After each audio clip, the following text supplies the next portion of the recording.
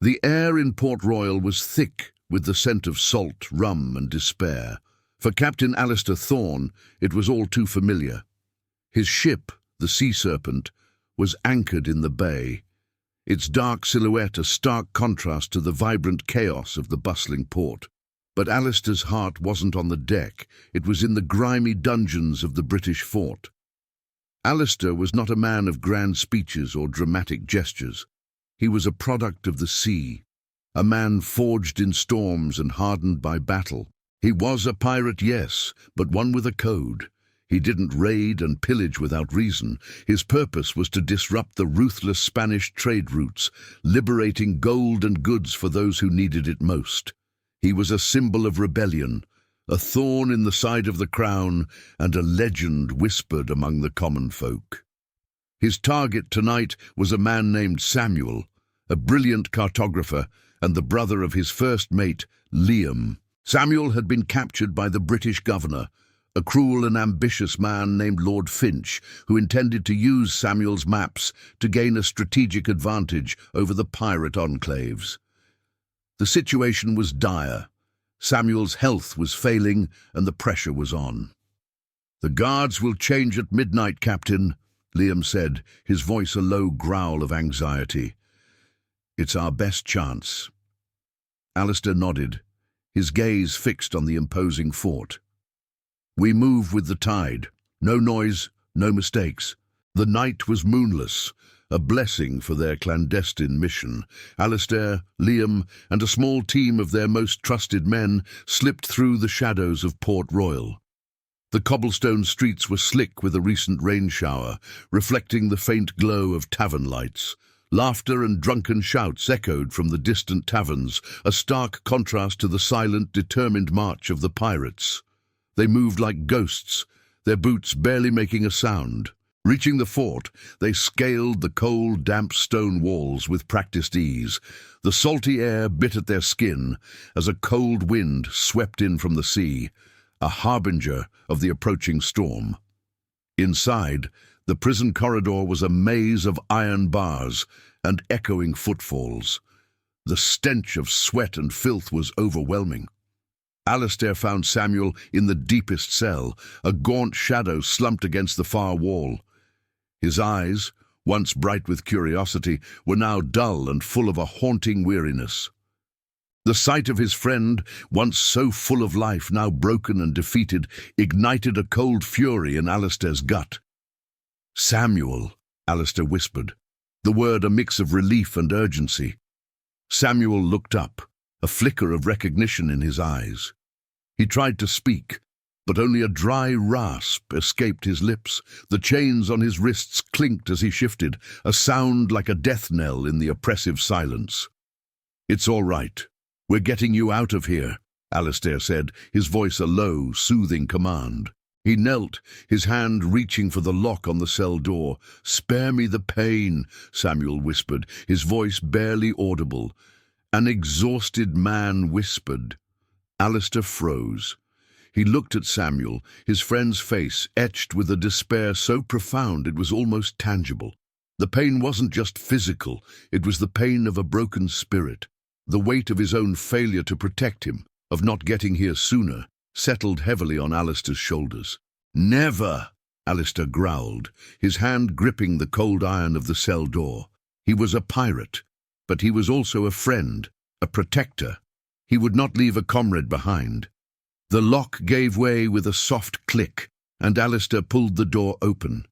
He entered the cell, his gaze fixed on Samuel. He reached for his sword, not to fight, but to sever the chains. But then he saw it. A glint of metal in Samuel's hand, a small, worn piece of silver. It was a locket. Samuel's gaze was fixed on it, a silent prayer. Alistair's hand paused. He looked from the locket to Samuel's face, and then slowly he opened his palm and let his sword drop to the ground with a soft thud. He wasn't here to rescue a man from prison. He was here to rescue a man from himself. He knelt, and with a gentle touch, he placed his hand on Samuel's shoulder. The Sea Serpent cut through the choppy Caribbean waters, its sails full with the wind. Alistair was at the helm, his eyes on the horizon. Samuel was recovering in his cabin, weak but alive. The rescue had been a success, but the cost was more than Alistair had anticipated. The emotional toll of seeing his friend so broken was heavy. In the days that followed, Alistair spent his time with Samuel, not as a captain but as a friend. He learned the full story of Samuel's capture. He was not just a cartographer, he was a man in love. Lord Finch, in his twisted game of power, had not only imprisoned Samuel but had also taken his beloved, a young woman named Elena. The maps were a secondary prize. The real goal was to break Samuel and force him to surrender his knowledge of the hidden pirate coves and to use Elena as leverage. The locket Samuel held contained a miniature portrait of Elena, a constant, painful reminder of what he had lost. "They will use her against us, Alistair," Samuel said one evening, his voice still hoarse, but with a newfound strength.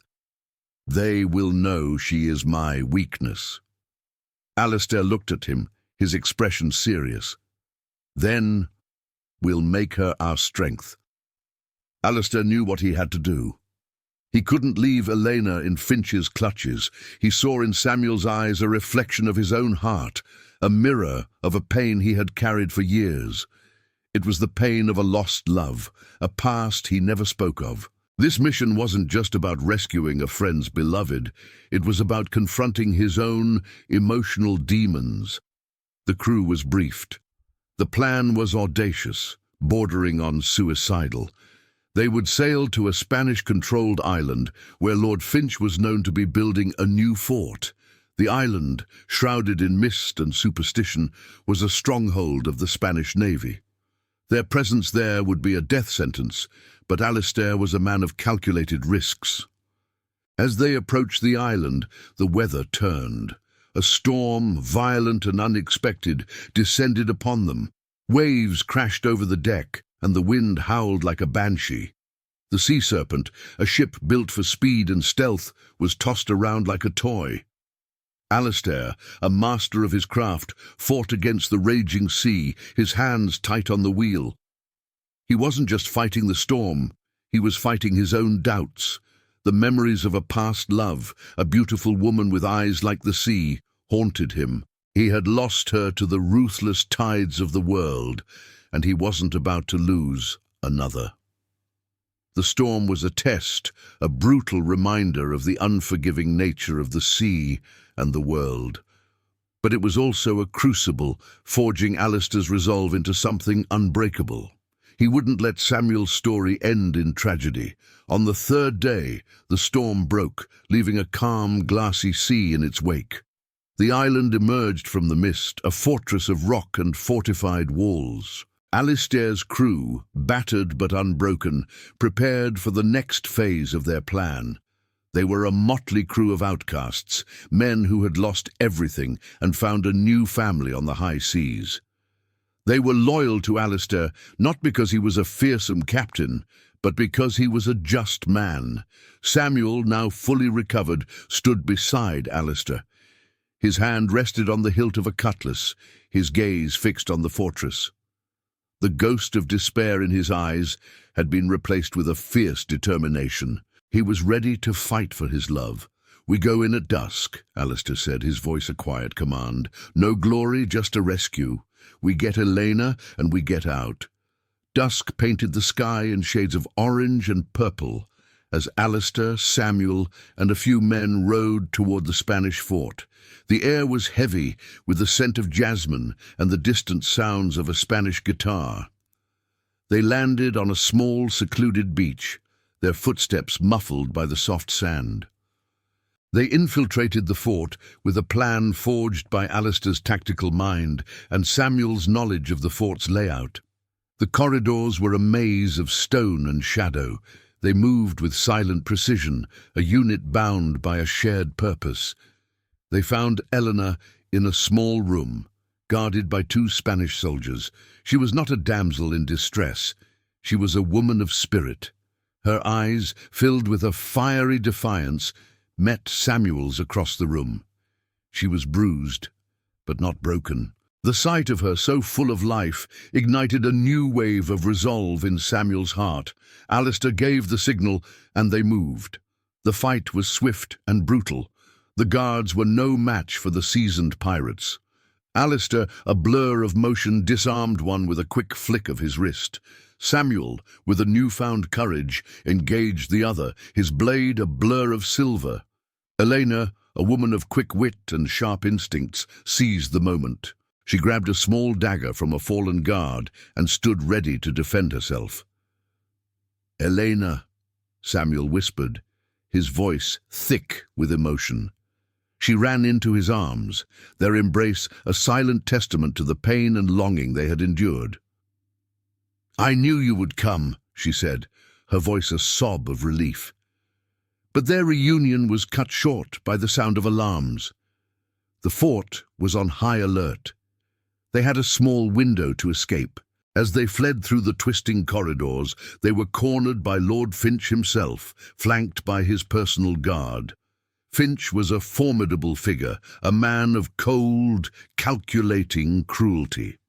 "Alistair Thorne," Finch sneered, his eyes gleaming with malicious triumph.